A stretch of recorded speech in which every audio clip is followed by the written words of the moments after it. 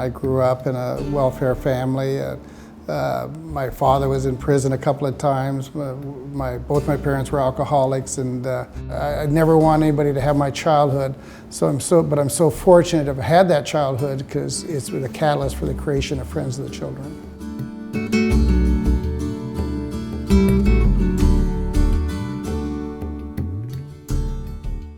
In my early 20s, I was everything from a child care worker working with kids to becoming a CPA and attorney at law, and eventually ended up creating a timber investment firm. And for the first time in my life, I had resources, so I really wanted to give back to children that had been in my circumstances.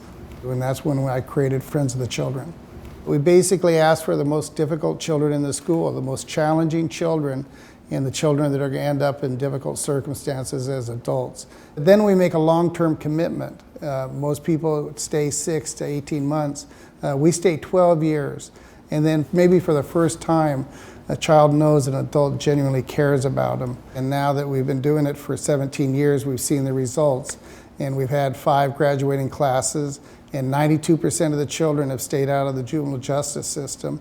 And 80% of them have graduated from high school or got their GED. One young man was expelled 3 times in the first grade.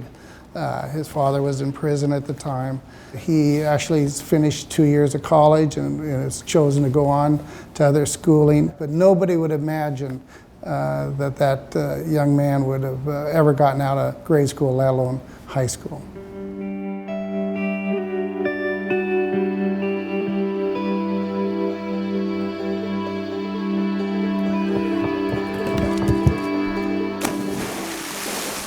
The real power in Friends is that it works. It really changes children's lives.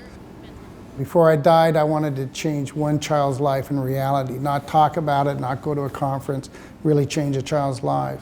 Well, now we've changed almost 1,000 children's lives during this program, and I think eventually it'll be 5,000 and then 10,000. For me, doing Friends of the Children was probably the best thing that ever happened to me in my life.